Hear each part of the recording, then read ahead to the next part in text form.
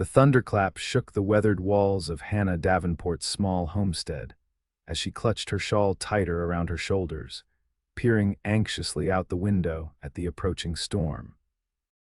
It wasn't just the gathering darkness that troubled her soul, it was the waiting, the wondering if Dane Fletcher would return as promised, or if the wild, untamed territory of Montana would finally claim him like it had so many others before. It was 1878, and the western frontier remained as beautiful as it was merciless. 3 years ago, Hannah had arrived in Silver Creek with nothing but a trunk full of memories and a heart heavy with loss. Her husband of just 2 years had succumbed to tuberculosis back east, leaving her alone with shattered dreams and a desperate need to start anew. "He'll be back," Hannah whispered to herself as another flash of lightning illuminated the darkening plains. "He promised." But promises in the West were as fragile as morning dew. Hannah had learned that the hard way, watching families arrive full of hope only to depart broken and defeated. The land took what it wanted, and no amount of human determination could always stand against it. A distant figure on horseback materialized through the curtain of rain, and Hannah's heart leapt into her throat.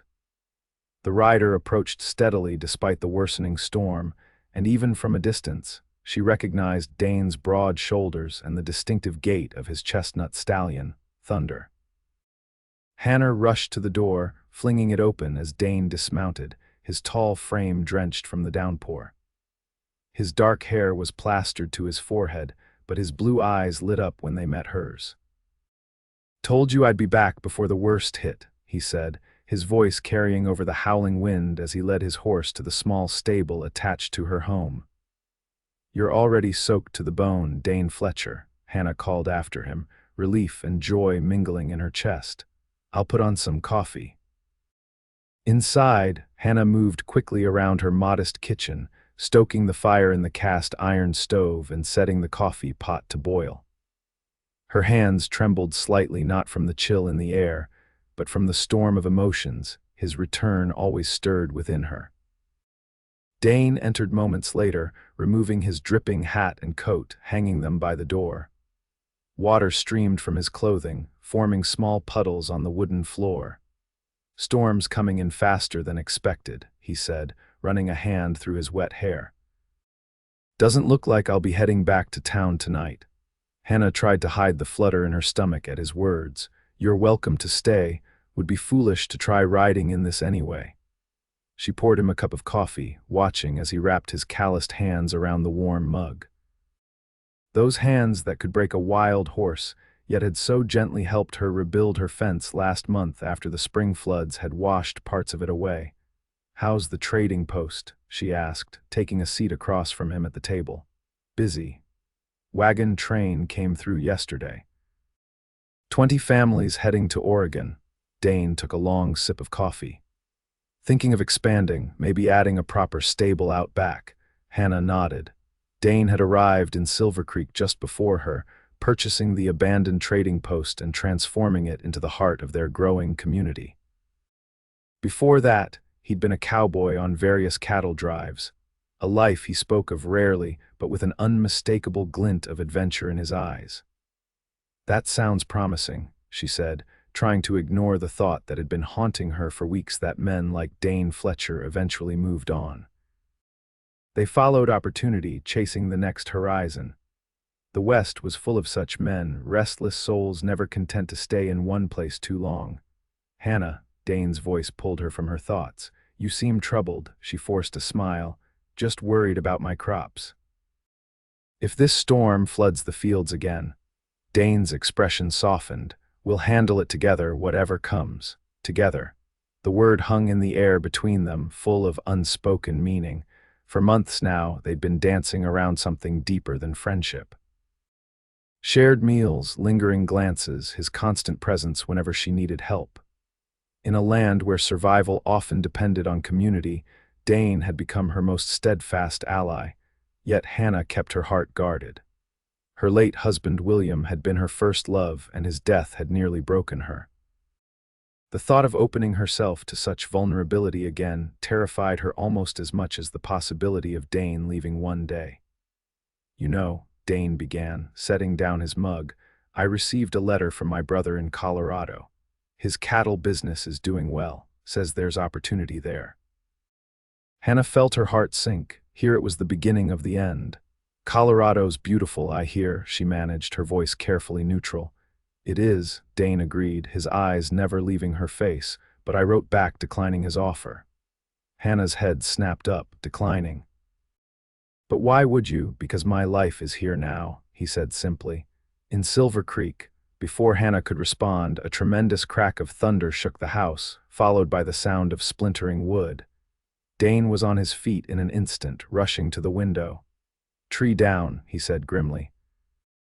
"Looks like it hit your chicken coop," Hannah gasped, grabbing her shawl. "The chickens, stay here," Dane ordered, already pulling his coat back on. "I'll check." "Not alone you won't," Hannah insisted, reaching for her own coat and boots. Together they battled through the driving rain to the damaged coop.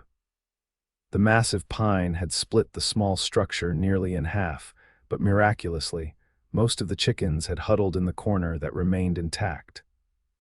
"Help me get them to the barn," Hannah shouted over the storm, already gathering birds into her arms. For the next 20 minutes, they worked side by side, rescuing chickens and creating a makeshift pen in a corner of the barn. By the time they finished, they were both drenched and muddy, but all 13 chickens were safe and accounted for. "That's the last of them," Dane said, securing the improvised pen. Hannah sagged against a wooden post, suddenly exhausted. "Thank you, I couldn't have done this alone." Dane stepped closer, tucking a strand of wet hair behind her ear. The gesture was tender, intimate, sending warmth spreading through her despite her sodden clothes. "You're stronger than you know, Hannah Davenport," he said softly, "but you don't have to do everything alone." Their eyes locked, and Hannah felt the walls around her heart trembling. In that moment, with rain drumming on the barn roof and the smell of hay and horses surrounding them, she nearly confessed the fears that had been plaguing her that one day he would leave, just like everyone else she had ever loved. But the words remained trapped in her throat as Dane took her hand. "We should get back to the house before we both catch our death." Back inside, they took turns changing into dry clothes, Hannah into her nightdress and robe, while Dane put on spare clothes he kept at her place for the occasions when he stayed late helping with repairs. It should have felt improper, this domestic arrangement they'd fallen into, but frontier life had its own rules and necessities. As the storm continued to rage outside, they sat before the fireplace, the crackling flames casting long shadows across the room. Dane had insisted on checking the roof for leaks, while Hannah prepared a simple supper of beans, bacon, and biscuits. "I think we were lucky," Dane said, accepting a plate from her. "Tree could have hit the house instead." "I've been fortunate many times since coming west," Hannah replied, settling into her rocking chair. "Finding this homestead, meeting good people, meeting you," Dane's eyes softened. "I feel the same way." A comfortable silence fell between them as they ate, punctuated by the howling wind and occasional thunder. Hannah found herself studying Dane's profile in the firelight, the strong jaw covered in stubble, the small scar above his right eyebrow from a horse kick years ago, the crow's feet beginning to form at the corners of his eyes. "Tell me about your family," she said suddenly. "You rarely speak of them," Dane set his empty plate aside. "Not much to tell. Father died when I was 14. Mother followed 3 years later, just me and my brother Thomas after that, and we went our separate ways when I was 20. And in the 12 years since." "No thoughts of settling down?" Hannah ventured, her heart beating faster. Dane leaned forward, elbows on his knees. "The cowboy life doesn't lend itself to putting down roots, always moving, following the herds." He paused, looking into the flames. "But a man gets tired of waking up in a different place every few months, starts wanting something constant." Hannah swallowed hard. "And is that why you bought the trading post, to find that constancy?" "Partly," he admitted. But mostly it was because I rode into Silver Creek and for the first time in my life a place felt right. His eyes met hers. Then a few months later you arrived. The implication in his words hung in the air between them, heavy with possibility. Hannah looked away, suddenly overwhelmed. I should check on the chickens one more time, she said, rising quickly. Dane caught her hand as she passed. The chickens are fine, Hannah. Why are you running? His touch sent sparks up her arm and she fought the urge to pull away. I'm not running, I'm being practical. Are you? He challenged gently. Because it seems to me you've been keeping me at arm's length for months now. Hannah sighed, her shoulders dropping. Dane, a tremendous crash outside interrupted her confession. They both rushed to the window to see that the wind had torn a large branch from another tree, sending it crashing onto her garden fence. Just the fence, Dane said, relief evident in his voice. We can fix that tomorrow. Hannah nodded, but her mind was racing. Tomorrow. He spoke as if it was certain he would still be here, still helping her, still part of her life. Yet the fear that had taken root in her heart would not be silenced so easily. You should get some rest, she said finally. Take the bedroom, I'll sleep out here. I'm not taking your bed, Hannah, he protested. Please, she insisted. You've done enough today. The sofa is perfectly comfortable. After further protests, Dane reluctantly agreed, bidding her good night with a lingering look that made her heart race. Once alone, Hannah arranged blankets on the sofa, listening to the storm rage outside and the occasional creak of floorboards as Dane moved about in her bedroom. Sleep eluded her as her mind replayed their conversation. Was he truly content to stay in Silver Creek? Or would the call of the open trail eventually prove too strong to resist? Men like Dane were born to wander. It was in their blood. The West had been built by such men, and the women they ultimately left behind. Hannah was no stranger to loss. Her father, her mother, her brother who had succumbed to influenza when she was 16, and then William. Each departure had carved pieces from her heart until she wondered if anything remained but scar tissue. She must have eventually drifted off, because the next thing she knew, gray dawn light was filtering through the windows. The storm had passed, leaving an eerie stillness in its wake. Hannah rose quietly, wrapping her shawl around her shoulders as she stepped onto the porch to survey the damage. The yard was littered with broken branches and debris. The chicken coop lay in ruins and part of her garden fence was flattened. But the house stood firm, and as she watched the sun begin to rise over the distant mountains, Hannah felt a surge of determination. This was her home, her land. She would rebuild as she always had. Quite a mess. Dane's voice came from behind her. Hannah turned to find him leaning against the doorframe, hair tousled from sleep, eyes alert and assessing the damage just as she had been. Nothing that can't be fixed, she replied. I'll head into town after breakfast, get some supplies, he offered. Maybe round up a few men to help with the heavy lifting. Hannah nodded, touched by his thoughtfulness. Thank you. They worked side by side, preparing breakfast fried eggs from her rescued chickens. The last of yesterday's biscuits warmed on the stove. It felt domestic, comfortable, and Hannah found herself imagining more mornings like this, with Dane's steady presence beside her. The thought sent a jolt of panic through her. Allowing herself to depend on him, to need him, that was the surest path to heartbreak when he eventually moved on. I can handle the repairs myself, she said abruptly as they sat down to eat. No need for you to go to such trouble. Dane looked up, surprise evident on his face. It's no trouble, Hannah. You have your own business to attend to, she continued. The trading post must need your attention after being closed during the storm. Dane studied her face, his expression unreadable. The trading post can wait. Right now you need help. I don't need, Hannah began, but Dane cut her off. Yes, you do, he said firmly, and there's no shame in that. We all need help sometimes. Hannah fell silent, pushing eggs around her plate. After a moment, she sighed. I'm sorry, I'm not very good at accepting help. I've noticed, Dane said, a hint of amusement in his voice.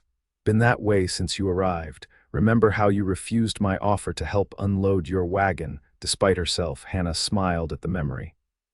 I was determined to prove I could make it on my own. And you have, Dane assured her.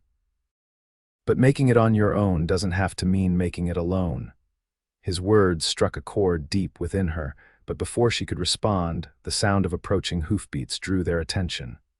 Moments later, a shout came from outside. "Miss Davenport, you all right in there?" Hannah recognized the voice of Sheriff Tom Morgan. She and Dane went to the door to find the sheriff and his deputy, young Billy Winters, on horseback in her yard. "We're checking on outlying homesteads," Sheriff Morgan explained, tipping his hat. "Storm did considerable damage in town. Church steeples gone, and the Wilsons' place took a direct lightning strike burned to the ground." "Good Lord," Hannah gasped. "Were they hurt?" "All got out safe, thank the Almighty," the sheriff assured her, "but they lost everything else." He glanced at Dane, a knowing look passing between the men. "Fletcher, figured we'd find you here." If the sheriff's tone implied anything improper, neither Hannah nor Dane acknowledged it. Frontier propriety was a flexible thing, and most folks in Silver Creek had long suspected there was something between the trading post owner and the widow Davenport. "Just helping assess the damage," Dane replied evenly. "Hannah lost her chicken coop and part of her garden fence, but the house is sound." "You're luckier than most," Deputy Winters commented, looking around at the debris-strewn yard. "Parsons talking about organizing a community effort to help those worst hit. Count us in," Dane said immediately. "Hannah's a fair hand with cooking, and I can bring supplies from the trading post." Hannah shot him a look. He was volunteering her services without asking, but couldn't find it in her heart to object. The Wilsons had 5 young children, and she remembered all too well how the community had rallied around her when she first arrived. After the sheriff and deputy rode on, Hannah and Dane began clearing the smaller debris from the yard. They worked in companionable silence for a while, until Hannah finally found the courage to ask the question that had been on her mind since the previous night. "Did you really turn down your brother's offer in Colorado?" Dane straightened, wiping sweat from his brow despite the morning coolness. "I did, but why? It sounds like a good opportunity." He looked at her directly then, his gaze unwavering. "Because my opportunities are here now." "The trading post," Hannah nodded, trying to ignore the flutter in her chest. "Not just the trading post," Dane said quietly. Before Hannah could respond, the distant sound of wagon wheels interrupted them. Around the bend in the road came 2 wagons, the first driven by Parson Williams, the second by Otto Schmidt, the town blacksmith. Several men sat in the back of each, including Jacob Wilson, whose home had burned in the night. "Brought reinforcements," the parson called as they approached. "Figured you could use some help, Miss Davenport." Hannah was overwhelmed by the generosity as the men climbed down from the wagons, tools in hand. Mrs. Schmidt and the Wilson children were in the second wagon, the women bringing baskets of food and the older children eager to help. "We take care of our own, Mrs. Schmidt said, giving Hannah a warm hug. "Just as you helped when my Ernst broke his leg last winter." For the rest of the morning, the homestead buzzed with activity. Men cleared away the fallen tree and began constructing a new chicken coop. The garden fence was repaired, and the Schmidt boys even reinforced Hannah's barn roof, which had developed a small leak during the storm. Through it all, Dane coordinated efforts, directing men to where they were most needed, fetching tools, and working harder than anyone. Hannah watched him with growing admiration, noting how naturally he took charge without being overbearing, how the other men respected his judgment and followed his lead. By midday, the women had prepared a hearty meal, and everyone gathered to eat at tables hastily assembled from planks and barrels. Hannah found herself seated next to Mrs. Wilson, who, despite losing her home mere hours ago, maintained a spirit of gratitude that humbled Hannah. "The Lord provides," Mrs. Wilson said simply when Hannah expressed sympathy for her losses. "We have our lives, our health, and friends like you. Everything else is just things." Across the makeshift table, Hannah caught Dane's eye. He gave her a small, private smile that warmed her more thoroughly than the spring sunshine. In that moment, something shifted within her, a recognition that perhaps the greatest risk wasn't in loving again, but in never allowing herself the chance. After the meal, the group split up, some remaining to finish work at Hannah's place while others headed to help other affected homesteads. Dane approached as Hannah was gathering dirty plates. "I need to check on the trading post, make sure everything's secure," he said. "Will you be all right here with the others?" Hannah nodded. "Of course, go tend to your business." He hesitated, then leaned in closer. "I'll be back before sundown. We need to finish our conversation." With that promise hanging between them, he mounted Thunder and rode toward town. Hannah watched him go, a curious mixture of anticipation and apprehension swirling in her chest. The afternoon passed quickly, as Hannah worked alongside her neighbors, clearing debris and setting her homestead to rights. By late afternoon, the new chicken coop stood complete, the garden fence was repaired, and her property looked almost as it had before the storm, perhaps even better in some ways, thanks to the community's generous efforts. As the others began to depart with promises to gather at the church the following day to help the Wilsons begin rebuilding, Hannah found herself growing increasingly anxious about Dane's return. What would she say to him? How could she explain the fear that had kept her from acknowledging the feelings growing between them? The sun was beginning its descent toward the western hills when Hannah spotted a rider approaching. But as the figure drew closer, she realized with disappointment that it wasn't Dane but rather Billy Winters, the deputy sheriff, riding hard. "Miss Davenport," he called, reining in his lathered horse. "You need to come to town right away." Hannah's heart dropped. "What's happened? Is it Dane?" Billy nodded grimly. "Fire at the trading post started in the storeroom out back. Fletcher was inside when it caught. He's alive, but Doc Simmons is with him now." The world seemed to tilt beneath Hannah's feet. "How bad is it?" "Bad enough," Billy admitted. "Trading posts mostly gone." As for Fletcher, he hesitated. He got burned trying to save some trapped customers and inhaled a lot of smoke. Hannah was already rushing toward the barn. "I need to saddle my horse." "I can take you up behind me," Billy offered. "Be faster." Minutes later, they were galloping toward Silver Creek, Hannah clinging to the deputy's waist, her mind racing with terrible possibilities.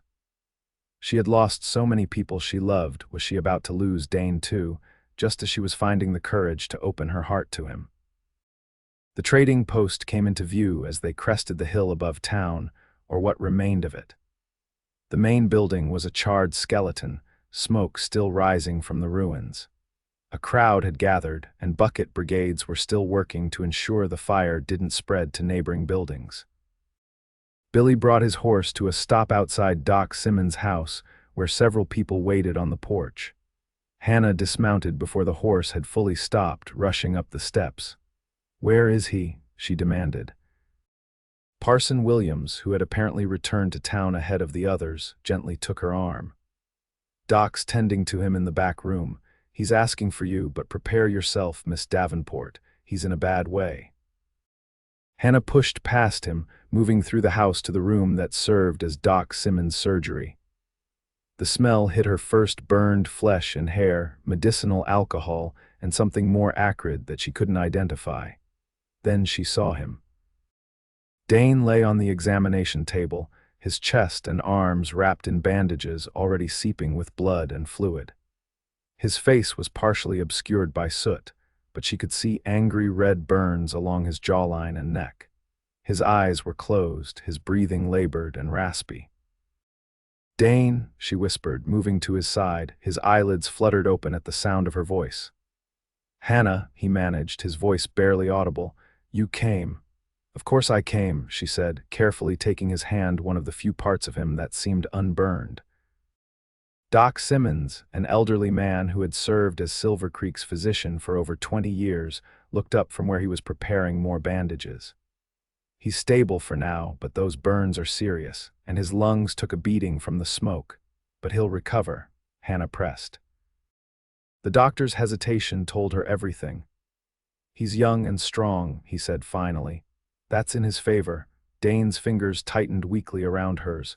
Trading post, he rasped. Don't worry about that now, Hannah soothed. No, he insisted, grimacing with the effort of speaking. Papers. In the safe, under floorboard beneath counter, important, Hannah nodded. All right, I'll check when it's safe. Sheriff says the fire's contained, Doc Simmons offered. Counter area might still be intact if you need to retrieve something. Later, Hannah said firmly, not wanting to leave Dane's side. What happened? She asked him gently. Lantern, knocked over, Dane managed. In storeroom, oil spread so fast, he coughed, a terrible hacking sound that shook his entire body. Customers trapped, had to help. He got 3 people out before the roof started coming down, Doc Simmons explained. Would have been more casualties if not for his actions. Hannah felt a swell of pride through her fear. Of course Dane had put others' safety before his own. It was who he was, a man of quiet courage and unfailing decency. You rest now, she told him, carefully stroking his hair away from his forehead. Save your strength. Dane's eyes locked with hers, burning with an intensity that transcended his physical pain. Stay, he whispered. I'm not going anywhere, she promised, and for the first time she truly meant it. Whatever came next, she would face it at his side. Over the next 3 days, Hannah barely left Dane's bedside.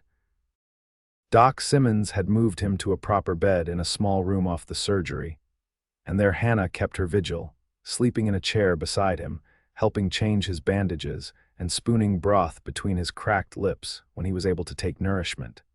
News from town filtered in through visitors.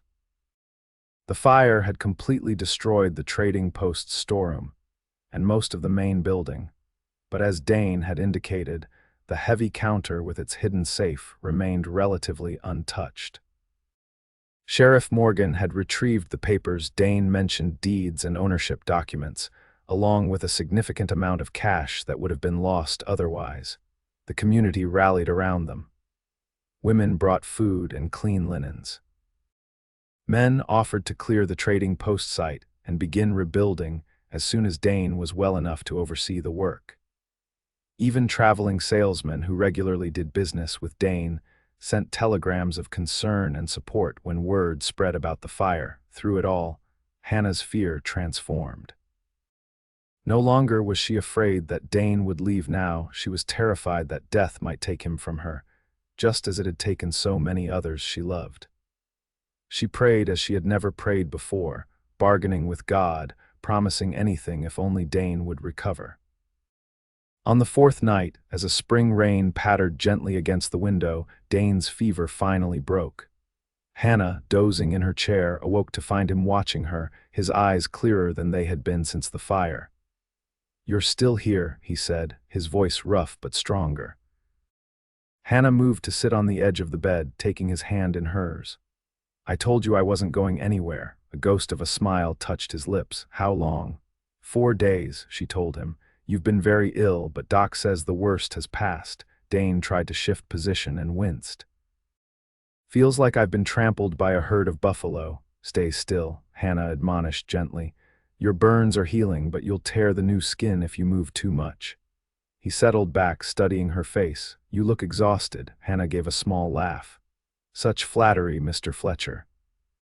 Truth, Miss Davenport, he countered. Have you slept at all? Enough, she evaded. In reality, she had managed only brief snatches of rest, too afraid to close her eyes for long lest his condition worsen when she wasn't watching. Dane's expression softened. Hannah, I need to tell you something. When I was in that burning building, choking on smoke, feeling my skin blister from the heat, I had only one regret. Hannah held her breath, waiting. I regretted not telling you how I feel, he continued. Not making it clear that I have no intention of ever leaving Silver Creek or you. Tears filled Hannah's eyes. Dane, let me finish while I have the strength, he insisted. I know you've been afraid. I've seen it in your eyes every time we get close. You're afraid to trust that I'll stay. Hannah couldn't deny it. Everyone leaves eventually, she whispered. One way or another. Not me, Dane said firmly. Not by choice anyway. Nearly dying has a way of clarifying what matters, Hannah, and what matters to me is you. Has been since the day you arrived in Silver Creek, looking so determined and so damn scared all at once." A tear slipped down Hannah's cheek. "I was terrified," she admitted. "Starting over alone after William died, I didn't know if I had the strength." "But you did it anyway," Dane said, admiration clear in his voice. "That's why I fell in love with you, your courage, your resilience, your heart that keeps caring despite everything you've lost." The words "fell in love" echoed in Hannah's mind, sending warmth spreading through her chest. "You love me more than I thought possible," Dane confirmed. "And I'll spend the rest of my life proving it to you if you'll let me." Hannah leaned forward carefully, mindful of his injuries, and pressed her lips to his in the gentlest of kisses. "I love you too," she whispered against his mouth. "And I'm sorry I was too afraid to admit it before now." When she pulled back, Dane was smiling despite his pain. "Worth getting a little singed for," he joked weakly. "Don't you dare make light of this," Hannah scolded, though there was no real anger in her voice. "You nearly died, Dane Fletcher." "But I didn't," he pointed out, "and now I have even more reason to live." 2 weeks later, Dane was strong enough to leave Doc Simmons' house, though his recovery was far from complete. After much discussion and a proper, if unconventional, proposal, Hannah agreed that he should come stay at her homestead while he continued to heal. To preserve her reputation, Parson Williams performed a small wedding ceremony in Doc's parlor, with the doctor and sheriff serving as witnesses.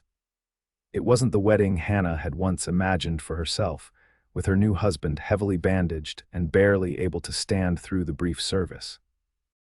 But as she helped Dane into Sheriff Morgan's wagon for the ride to what would now be their home together, she couldn't imagine a more perfect beginning to their life as husband and wife. Spring turned to summer as Dane's burns healed, leaving angry red scars across his chest, back, and arms that would fade with time but never disappear completely. Hannah tended him with loving care, changing bandages, applying the salves Doc Simmons provided, and helping him gradually regain his strength. As Dane recovered, they began making plans to rebuild the trading post larger and better than before. The townspeople, grateful for Dane's heroism during the fire, contributed labor and materials.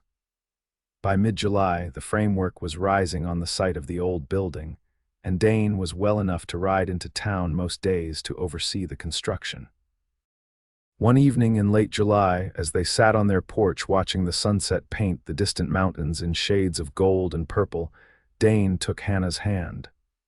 "I've been thinking," he began. Hannah raised an eyebrow. "A dangerous pastime for a cowboy," she teased.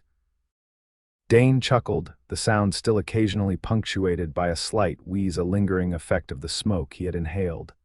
"I'm serious, Mrs. Fletcher." The name still sent a thrill through Hannah. "I'm listening, Mr. Fletcher.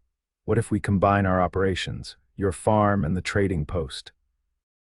We could expand both. Maybe add a proper restaurant to the trading post serving food grown right here. Your preserves and baked goods already sell faster than you can make them." Hannah considered the idea. "It would mean a lot of work." "Good work," Dane pointed out, "building something together. For the future, the future." Once, that word had filled Hannah with dread, conjuring images of loneliness and struggle. Now, sitting beside the man she loved, she found herself eagerly anticipating the years ahead. "I like the sound of that," she admitted. "Though I'll need help with the farm if I'm to spend time at the trading post as well." "We'll hire someone," Dane said confidently. "The Wilsons' oldest boy, James, is nearly 16 and looking for steady work. And with the railroad survey crew in the area, Silver Creek is bound to grow. Our timing couldn't be better." Hannah smiled at his enthusiasm. The fire had taken much from them, but in its aftermath, new possibilities had emerged both for their business and for their hearts. "There's something else," Dane added, suddenly looking slightly nervous. "Something I've been meaning to give you." He reached into his pocket and withdrew a small leather pouch. Opening it, he tipped a delicate gold ring with a small, perfect pearl into his palm. "It was my mother's," he explained. "One of the few things I kept when I left home." I always thought I'd give it to my wife someday, but when I proposed, everything happened so quickly with my injuries and all." Hannah's eyes filled with tears as Dane slipped the ring onto her finger. It fit perfectly, as if made for her hand. "It's beautiful," she whispered. "Like you," Dane replied, leaning in to kiss her softly. As summer faded into autumn, the new trading post was completed twice the size of the original, with living quarters upstairs should they ever wish to stay in town, a proper restaurant area, and expanded storage facilities with the latest safety features to prevent another fire. They named it Fletcher's Mercantile and Eatery, and its grand opening coincided with the Harvest Festival in October. The entire community turned out to celebrate, with Hannah's preserves, pies, and bread selling out within hours. Standing behind the new counter, watching Dane interact with customers, his scarred forearms now visible as he rolled up his sleeves to work, wearing the marks of his bravery without shame, Hannah felt a contentment she had never thought to experience again after William's death. Life in the West remained challenging. Winter brought blizzards that isolated them for days at a time. Spring saw flooding that damaged fields and roads. Summer brought drought that threatened crops and prompted water rationing. But through it all, Hannah and Dane faced each challenge together, their bond strengthening with every obstacle overcome. When Hannah discovered she was expecting their first child the following spring, Dane's joy knew no bounds. He immediately began expanding their homestead, adding rooms for a growing family, and hiring more help for the farm so Hannah wouldn't overexert herself. On a crisp December morning in 1879, Hannah gave birth to a healthy baby girl they named Elizabeth Grace Fletcher. Holding their daughter between them, Dane and Hannah exchanged a look of pure wonder and gratitude. "She's perfect," Dane whispered, gently touching the infant's tiny fingers. "She is," Hannah agreed, exhausted but radiant. As Elizabeth grew, so did their enterprises. By 1881, Fletcher's Mercantile had become the center of commerce in Silver Creek, expanding again to add a hotel section for travelers as the town grew. The farm flourished under Hannah's direction, with James Wilson proving an able manager when Hannah needed to be in town. In the spring of 1882, when Elizabeth was 2 and Hannah was expecting their second child, a letter arrived from Colorado. Dane's brother Thomas was passing through the territory and wished to visit. Hannah, now secure in her marriage and her husband's devotion, welcomed the opportunity to meet her brother-in-law, though she noticed Dane seemed unusually tense about the upcoming reunion. "It's been over 10 years since we've seen each other," he explained when Hannah questioned him. "We didn't part on the best of terms. What happened between you?" Hannah asked gently. Dane sighed, running a hand through his hair, now showing the first threads of silver at the temples despite him being only 34. "We had different dreams. Thomas wanted to settle in one place, build something lasting. I wanted to roam, see everything the West had to offer." Hannah couldn't help smiling at the irony. "And now," Dane chuckled, acknowledging the reversal. "Now I'm the one who's put down roots, while Thomas has bounced from Colorado to Nevada to California and back again, never staying more than a few years in any place." Thomas Fletcher arrived on a sunny afternoon in May, riding a magnificent black stallion and dressed in clothes that spoke of prosperity. The resemblance between the brothers was striking, the same tall build and blue eyes, though Thomas's hair remained dark where Dane's was beginning to silver. Elizabeth took to her uncle immediately, charming him with her precocious chatter and fearless nature. As the brothers caught up on a decade of separation, Hannah observed the tension gradually easing from Dane's shoulders, replaced by genuine pleasure in the reunion. That evening, after Elizabeth was asleep and Hannah had retired to give the brothers privacy for their conversation, Thomas broached the subject of their past disagreement. "You've built quite a life here," he acknowledged, accepting a glass of whiskey from Dane. "Farm, trading post, beautiful wife and child another on the way. You've become exactly what you once swore you'd never be, Dane smiled, unruffled by what might once have sounded like criticism. Turns out I didn't know myself as well as I thought I did at 22. Thomas studied his brother over the rim of his glass. What changed? I did, Dane said simply. Or maybe I just finally admitted what I really wanted. Riding fence lines and sleeping under stars loses its appeal after you've been shot at by rustlers and nearly frozen to death in a blizzard. And then there's Hannah, Thomas observed with a knowing smile. Dane's expression softened. Yes, then there's Hannah. I never thought I'd see the day my restless big brother would settle down, Thomas admitted, but I'm glad I have. You seem happy, Dane, truly happy. I am, Dane confirmed. Happier than I ever thought possible. After Thomas's week-long visit concluded, with promises to return and not let another decade pass before seeing each other again, Dane seemed lighter somehow. Hannah realized that he had needed this reconciliation with his brother to fully close the chapter on his wandering past. In July, as a brutal heat wave gripped the territory, Hannah gave birth to their son, whom they named William Daniel Fletcher, honoring both Hannah's first husband and Dane himself. The delivery was difficult, and for a time, Doc Simmons feared they might lose Hannah. But just as Dane had fought his way back from his injuries after the fire, Hannah battled through childbed fever to return to her family. During her slow recovery, as Dane took on more responsibility caring for Elizabeth and the newborn William, Hannah often caught him watching her with an expression of such profound love and fear that it nearly broke her heart. She realized then that her earlier fears had been mirrored in him. He too had been afraid of losing someone he loved. "You're not getting rid of me that easily," she told him one evening as he helped her from bed to the rocking chair by the window. "I've got too much to live for." Dane knelt beside her chair, taking her still thin hand in his. "When Doc said you might not make it," he began, his voice rough with emotion, "I've never been so terrified, not even in that fire." Hannah touched his face gently. "Now you understand why I was so afraid to love you at first. Losing someone tears a hole in you that never quite heals."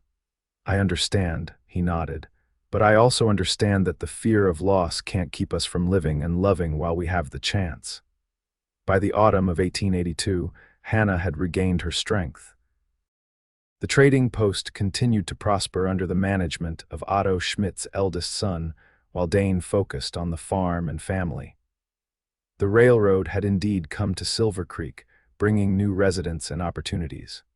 What had once been a tiny settlement was rapidly becoming a proper town. On their third wedding anniversary in September, Dane surprised Hannah with a picnic by the creek that ran through their property, the same creek that had given Silver Creek its name.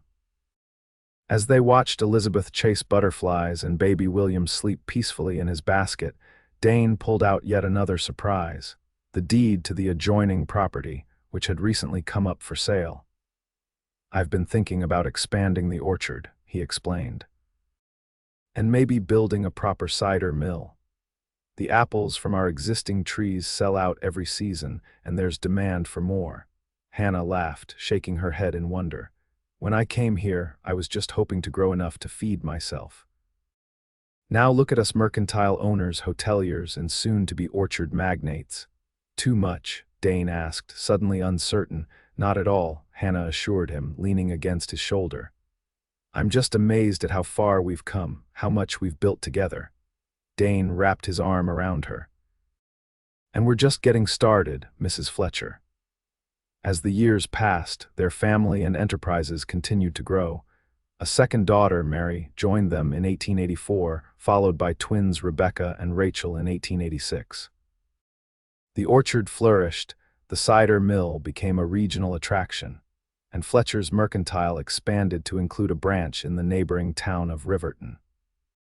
Through it all, births and deaths, droughts and floods, prosperity and hardship, Hannah and Dane remained steadfast in their devotion to each other. The scars on Dane's body faded to silvery reminders of his bravery, just as the scars on Hannah's heart healed through the love they shared. In 1893, as Silver Creek celebrated its 25th anniversary as an incorporated town, 50-year-old Dane and 43-year-old Hannah stood on the porch of the original homestead, expanded and improved over the years, but still the heart of their family life, and watched as their children and grandchildren gathered for a family portrait. Elizabeth, now 13, had her father's blue eyes and her mother's determined spirit. William, 11, already showed promise as a businessman, helping at the mercantile whenever allowed. Mary, 9, had inherited Hannah's gift with plants, tending her own garden plot with remarkable success. The twins, Rebecca and Rachel, 7 years old and inseparable, kept everyone entertained with their antics and observations.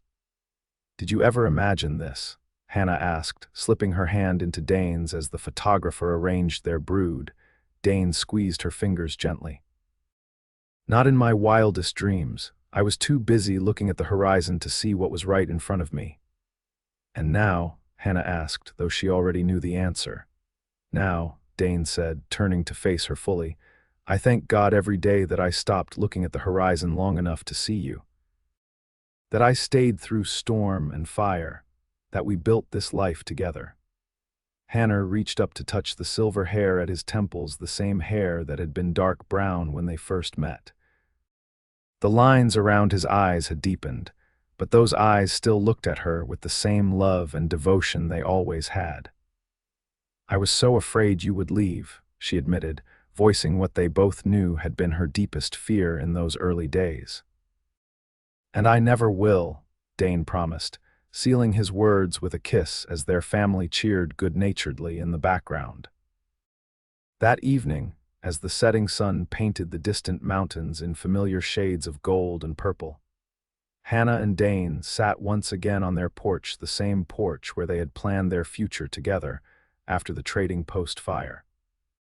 Their children were inside, the older ones helping the younger with their lessons, the sounds of their laughter and occasional squabbles filtering through the open windows. "We did well, Mrs. Fletcher," Dane said, his voice carrying the slight rasp it had retained since the fire, but still strong and clear. Hannah laid her head on his shoulder, feeling the familiar contours of the man who had transformed her life with his steadfast love. "Indeed we did, Mr. Fletcher," she agreed. "Indeed we did." The sun slipped below the horizon, and the first stars appeared in the darkening sky. Soon the lamps would need lighting, and the evening rituals of their household would begin.